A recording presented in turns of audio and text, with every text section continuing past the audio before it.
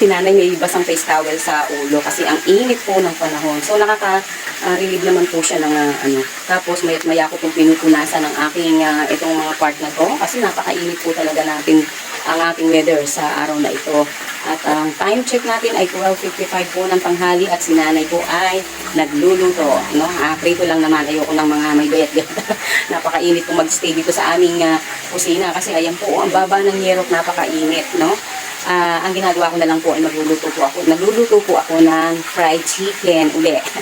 Pero hindi naman po sinasawaan ng mga bata. Mga matatanda lang po ang aayaw dyan dahil sa cholesterol. Ayan. Kaya po fried chicken kasi babaunin na naman ng aking anak na nagtatrabaho. Ayan. So may tip ako sa inyo kung paano nyo lalong makapalutong ang inyong mga fried chicken bukod dun sa double fry. Ayan, sundan po ninyo ako, ano? Ito pong aking fried chicken ay ginayat ko ng pangprito po na hot. Ayan, so nakita nyo, hiwa-hiwalay po yan. Kasi po, ang aking mga manok ay pinatutuyo ko yan. Hindi po sila basang-basa. Bakit po? Kasi pag nilagay po natin sila sa breading, ang ating pong breading ay magkukumpul-kumpul, magbubuo-buo po yan. Ang mangyayari, pupunta po siya dito sa ating chicken. No? Makita po ninyo yung mga ibang nakikinday, mga vendor po sa palengke. Makita nyo yung breading nila ay, yung kanila pong chicken breading, yung mga luto na po ay kumpul-kumpul. Ano? Tapos, ang ginagawa ko po, kapag po yan, ang bawa po ay tuyos na, tira na po, inilalagay ko po yan sa tabi. Bago po ako maglalagay ng panibago at konti lang. Ayan. Kasi po yung nandoon sa tabing yun ay basa na. So ayan, konti-konti lang po, huwag niyong lalahatin ng inyong chicken breading para hindi po siya mabasa din. Ididip lang po ninyo yan ng manipis na manipis at inyong itataktak.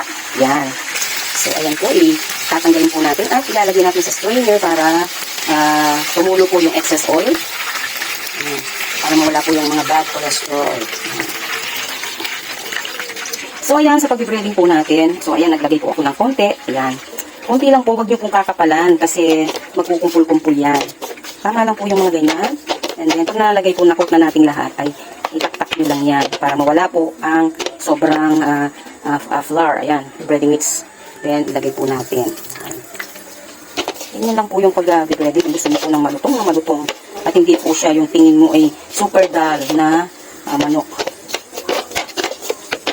Taktak lang natin yan. Tuyo na po yung aking mga manok, hindi po siya nagbabasa. Kita niyo, wala pong tumutulong tubig. Itaktak lang natin.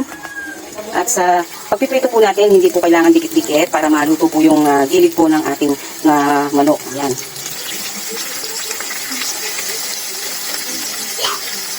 Ayan, mag-double fry na po tayo. Na-rest na po ito ng mga 5 to 10 minutes. Ayan, double fry. At lakasan na. Pag nag-double fry po tayo, dapat malakas yung apoy natin. At i-double fry po natin sila ng mabilis. Ayan. Pinagilid ko po yung kawali ko para intact po yung tubig, mantika po sa banda rito. Kasi maksaya po talaga sa mantika ang pagpiprito ng manok. Pag nag-double fry po tayo, mabilis lang. Yung mga 3 minutes lang. Pag, kasi malakas po yung apoy natin. Dapat na yung half minutes lang po ang ating pag-double fry. Kasi luto na po ang ating manok. Baga, pinagulit lang po natin. So, ayan. Pwede na po siya. Ang galing. Kita nyo, hindi po sira yung aking manok. Yung balat niya, intact pa rin. Ayan. Huwag niyo pong i-overcook ang manok niyo kung gusto niyo pong ang balat ay intact. Yan.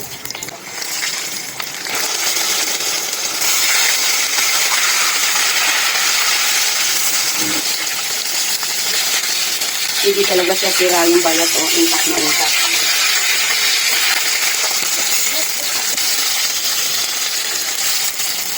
So, ayan po, ito na ang ating fried chicken. Patay na natin ang apoy. Ayan, kita nyo naman, hindi sira ang balat at ang lutong. Kain na tayo!